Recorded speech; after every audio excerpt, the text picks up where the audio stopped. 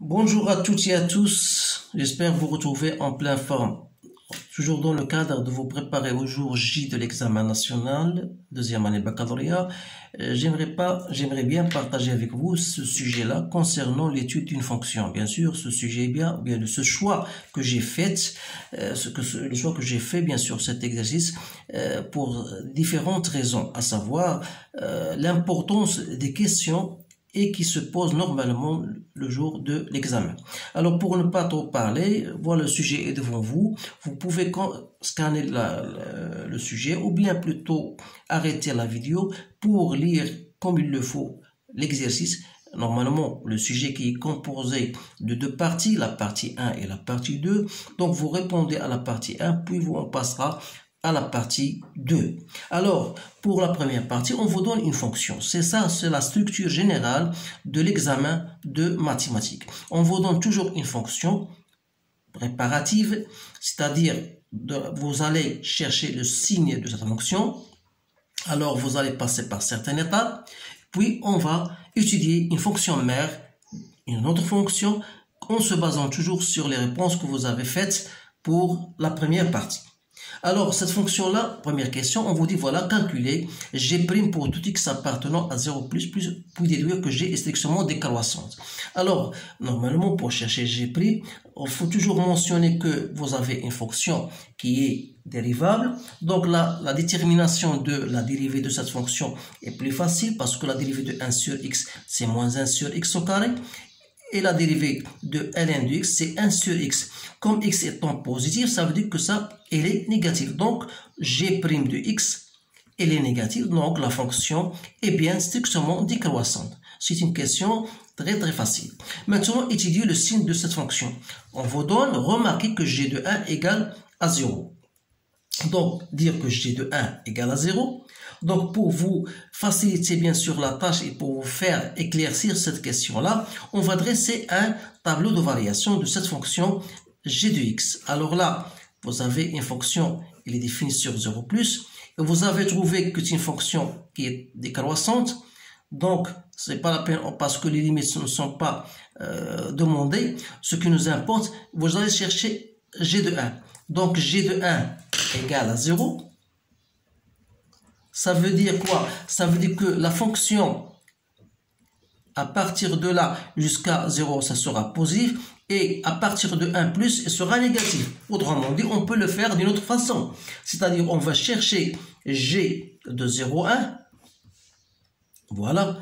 Donc, la limite de g de x lorsque x tend vers 0+, c'est-à-dire, c'est quoi? C'est 0.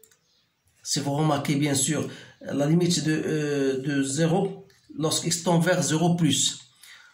Donc, c'est 0 plus l'infini. Donc, voilà, je vais le mettre, ou bien si je fais 1 sur 0+, c'est plus l'infini. Donc, la limite de ln de x lorsque x tend vers 0+, donc c'est plus l'infini, bien sûr. Et g de 1 égale à 0. Donc, ça veut dire quoi? C'est la limite de g de x lorsque x tend vers 0+, c'est plus l'infini. Et g de 1 égale à 0. Donc, vous allez trouver, voilà l'image de ce domaine, bien sûr. Par contre, g de 1 plus l'infini, comme la fonction est de croissance, il faut faire très attention. On va passer par la limite de g de x lorsque tend vers plus l'infini, c'est-à-dire c'est moins l'infini. Donc, on va écrire ici moins l'infini. Et g de 1, c'est 0. Donc, ça veut dire quoi? Ça veut dire que quel que soit x appartenant à 0,1, vous avez g de x, elle est supérieure ou égale à 0.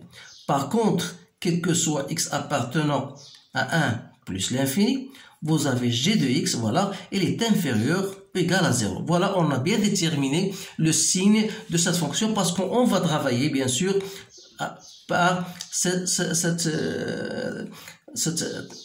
conclusion, bien sûr. Maintenant, je vais passer à une autre fonction, voilà la fonction mère. On considère une fonction f de x définie sur 0+, par cette expression. Voilà. La première question, on vous dit, voilà, montrer que f est continu à droite de 0. Pour montrer qu'une fonction est continue, il suffit de montrer que la limite de f de x lorsque x tend vers 0+, égale à f de 0. Donc, on va chercher la limite de f de x lorsqu'il tend vers 0 plus. Donc, bien sûr, si vous remarquez ici, vous remplacez par 0, vous avez toujours une forme indéterminée. Donc, je vais mettre ln de x en facteur. Donc, ça va me donner 1 plus 2 sur ln de x. Et en bas, ça va me donner ln de x moins 1 plus 2x sur ln de x. Alors, si je simplifie, vous savez que ln de x lorsqu'il tend vers 0 plus, c'est moins l'infini. 2 sur moins l'infini, c'est 0. Donc, il reste 1. Ici, de la même manière, 2x, 1 sur ln de x, 1 sur moins l'infini, 0 fois 0, donc c'est 0. Il reste donc 1 sur moins 1. Donc, c'est bien moins 1. Voilà. Et ça n'est autre que l'image de 0. Donc, on va dire que la fonction est bien continue. Voilà, et continue à droite de 0. Voilà. Maintenant, étudier la dérivabilité de cette fonction. Voilà le type de question qui se pose. Étudier la dérivabilité, il suffit donc de chercher, bien sûr, voilà, chercher la dérivabilité. Donc, il faut étudier la limite de f de x moins f de x0 pour nous x0 égale à 0 sur x moins 0. Donc, d'abord, il faut chercher, bien sûr, cela. Puis on chercher la limite. Donc, ça veut donner, voilà, f de x, c'est quoi? C'est 2 plus ln de x sur 2x moins ln de x, moins f de 0, c'est-à-dire plus 1 sur x. Ça veut donner, si vous mettez au même dénominateur, donc 2 plus ln de x, plus 2x moins ln de x, sur 2x moins ln de x, le tout que j'ai multiplié par x. Donc, vous simplifiez. Donc, il vous reste c'est 2 plus 2x sur 2x au carré, si vous voulez, moins x ln de x. Et par suite, la limite de f de x moins f de 0 sur x, lorsqu'x tend vers 0 plus. Alors, la limite de x ln de x, c'est 0, ça c'est 0. Donc, normalement, ça tend vers 0 plus. Et 2 sur 0 plus, c'est plus l'infini. Je vous conseille ici de bien montrer que 2x au carré moins x ln de x, si vous posez g de x égale à 2x carré moins x ln de x, essayez de montrer que cette fonction elle est toujours positive. C'est-à-dire que lorsque x tend vers 0, ça toujours tend vers 0 plus. Alors on aura 2 sur 0 plus égale à plus l'infini. Ça veut dire quoi? Ça veut dire que la fonction f n'est pas dérivable à droite de 0. Et par suite, la courbe représentative admet une demi-tangente orientée vers le haut. Voilà.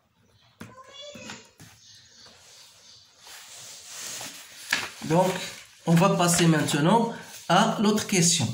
Montrer que limite de f de x lorsque x tend vers plus l'infini égale à 0 et interpréter le résultat. Donc, il suffit maintenant de chercher la limite de f de x. Voilà. Donc, la limite de f de x lorsque x tend vers plus l'infini n'est autre que la limite, lorsque x tend vers plus l'infini, de 2 plus ln de x sur 2x moins ln de x. Alors là, il faut toujours développer cette limite pour chercher quelque chose que vous avez vu en cours. C'est-à-dire, il suffit de mettre x en facteur, ou bien j'essaie de diviser par x, le x par là, x par là. Donc, c'est 2 sur x plus ln de x sur x. Je divise par x et je divise en bas aussi par x, c'est-à-dire 2 moins ln de x sur x. Alors, je sais que la limite de ln de x sur x, c'est égal à 0. Donc, il me reste 2 sur plus l'infini, c'est 0. Et 0 sur 2, donc c'est 0. Ça veut dire quoi? Ça veut dire que la fonction c de f admet une branche parabolique de direction l'axe des abscisses, c'est-à-dire direction OX. Maintenant, il suffit maintenant de chercher la dérivée de f de x. Alors, toujours, bien sûr, la fonction est bien dérivable. Donc, je vais passer directement à la recherche de cette dérivée. Je la fais. Donc, f' de x n'est autre que j'applique ce que j'ai dans le cours. Donc ça me donne 1 sur x, 2x moins ln de x moins 2 plus ln de x fois la dérivée de l'autre côté, donc moins 1 sur x, le tout sur 2x moins ln de x, le tout au carré.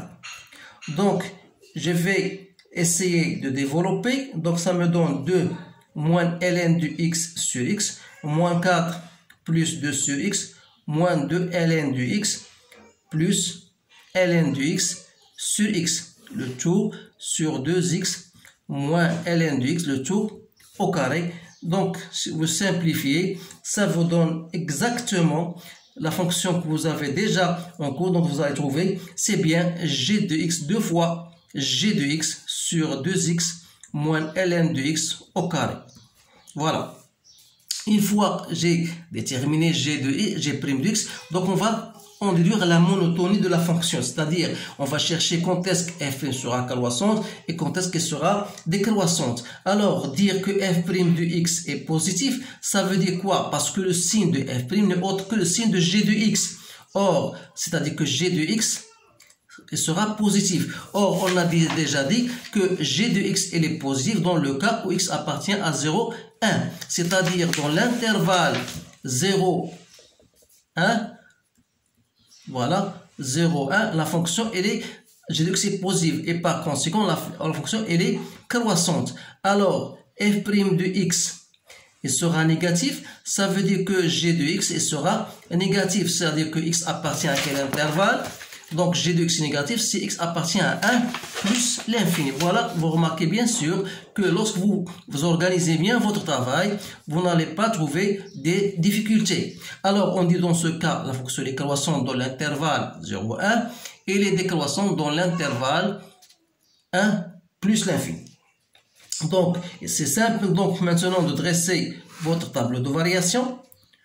Voilà, f' de x. Voilà f de x. Vous avez la fonction est définie 0, 0 plus l'infini. Vous avez la dérivée est annule au point 1. Ça veut dire que vous avez une tangente horizontale. On a ici négatif et aussi positif. C'est-à-dire que votre allure de table de variation sera de cette allure-là. Limite de plus l'infini. Donc, et chercher f de 1. On a trouvé C1. Il suffit de le faire. Et vous avez f de 0 égale à moins 1. Maintenant, regardez, la courbe passe de moins 1 à 1. Ça veut dire qu'il existe un certain alpha, bien sûr, voilà, tel que f de alpha égale à 0. Alors, c'est pour cette raison qu'on vous dit, voilà, montre que l'équation f de x égale à 0 admet une solution unique. Alors, pour répondre à ce genre de questions, il suffit de dire que voilà, que vous avez une fonction, elle est continue sur votre intervalle sur 0, 1. Sur 0 plus l'infini, en particulier sur le domaine qu'on vous donne, en particulier sur 0, 1, parce que ça fait partie de ce domaine-là. D'autres choses, vous avez la fonction f, elle est continue, donc comment elle est croissante. Donc f, elle est croissante. Et vous pouvez même montrer que f de 0 fois f de 1, elle est négative. Donc on peut dire qu'il existe un certain alpha appartenant à 0, 1, tel que f de alpha égale à 0. Voilà. Maintenant, voilà, on a bien terminé. Donc, on va passer à la suite de notre exercice. Voilà. On vous dit, voilà, soit h, la restriction de f sur le domaine 1 plus l'infini, montre que h admet une fonction réciproque. h-1 définie sur un intervalle à déterminer. Alors, pour répondre à cette question, tout simplement, il suffit de regarder votre tableau de variation. Donc, dans le domaine 1 plus l'infini, vous avez une fonction qui est décroissante et continue. Donc, ça admet une fonction réciproque. Donc, on va répondre à cette question-là par la façon suivante, en disant que h est la restriction, ça veut dire que h de x égale à f de x, qui égale, et bien sûr, toujours f de x, c'est quoi? C'est 2 plus ln de x sur 2x moins ln de x. Toujours x appartient à x dans ce domaine-là. Donc, cette fonction-là, donc h, première des choses, elle est continue sur l'intervalle i. il est comment? On a vu, d'après le tableau de variation, on a bien montré qu'il est décroissante. Donc, il est décroissante. Donc, H admet une fonction réciproque H-1 définie sur le domaine J qui n'est autre que l'image de I, c'est-à-dire H de 1 plus l'infini. Alors là, donc, puisque la fonction est décroissante, c'est pas la peine d'appliquer. Vous pouvez même appliquer, c'est la limite de plus l'infini, plus la f de 1. Mais tout simplement, à partir de votre tableau de variation, vous pouvez en déduire l'image de 1 plus l'infini, c'est bien, donc 0, 1. Donc, c'est 0, 1. Voilà, on va noter cela maintenant. Donc, c'est bien, donc c'est 0, 1. Voilà votre domaine J. Construire C de H et C de H-1. Alors pour la construction, donc voilà, toujours à partir de votre tableau de variation, on a bien montré qu'il y a une demi-tangente. Vous avez une demi-tangente au point 1 dont l'image est 1. Donc il suffit maintenant, et vous avez 0f est continu en 0, mais il n'est pas dérivable en 0. C'est-à-dire que vous avez une demi-tangente au point 0 dont l'image est moins 1, voilà une demi-tangente orientée vers le haut, et vous avez une asymptote horizontale au point 1, et j'ai tracé la droite d'équation y égale à x, tout simplement pour déterminer, ou bien pour représenter la fonction réciproque de la fonction h. Alors là, existe un certain alpha tel que f de alpha compris entre 0 et 1. Donc voilà, votre tableau, votre fonction sera de cette manière. Mais bien sûr, on n'a pas étudié est-ce qu'elle sera au-dessus ou bien au-dessous d'y. Donc dans ce cas-là, c'est pas une question proposée. Donc je vais tout simplement, voilà, tracer ma courbe. Mais on admet que il y a un point d'inflexion au point x0. 1,7, voilà x0. Dans l'image, j'ai trouvé l'image de f de 1,7, j'ai trouvé 0,9. Voilà, j'ai noté, voilà ce point d'inflexion. Donc, arrivé à ce point-là, la courbe va changer, bien sûr, de sens. Voilà. Il va côtoyer, si vous voulez, il va côtoyer l'axe des abscisses et remonter. Voilà. J'espère que cette courbe est bien vue. Donc pour vous, donc il suffit, je vous conseille même d'aller plus loin, de chercher est-ce que la fonction quelle sera l'intersection, même parce que ce n'est pas une question posée, mais est-ce qu'il va passer au-dessus de y, de delta, ou bien en dessous de delta, peu importe, donc sans question, je vous laisse le soin de le faire. Maintenant, une fois j'ai cette fonction-là, je vais tracer la fonction réciproque. Alors, à partir de cette droite-là, et à partir d'utiliser, donc je peux utiliser l'équerre, ou bien plutôt un compas. Donc, je peux tracer, mais pour moi, je n'ai pas d'équerre, donc j'ai f de 1 égale à 1. Donc, voilà, la courbe sera, et je considère bien sûr cette fonction-là. Voilà, je vais mettre comme ça. Et j'ai f de 1,7 égale à 0,9.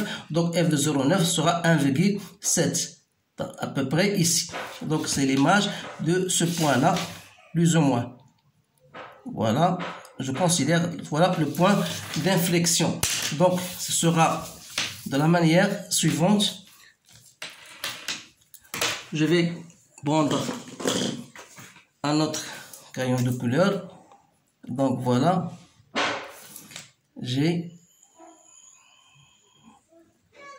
Voilà, elle va changer. Voilà. Donc, ça, c'est la courbe représentative de CH-1. Voilà la réponse à cette question. Donc, qu'est-ce qu'il reste entre d'autres questions? Donc, on a bien terminé la réponse à toutes les questions posées. Donc, j'espère bien sûr que mon explication aboutisse bien sûr au résultat et au but précis. Donc, je m'excuse si je pars un petit peu assez vite, mais l'important pour moi, c'est de vous expliquer ce qu'il faut faire, et vous avez le temps devant vous. Vous pouvez stopper la vidéo et le refaire tranquillement de votre façon. Alors, je vous remercie de votre attention et je vous dis au revoir.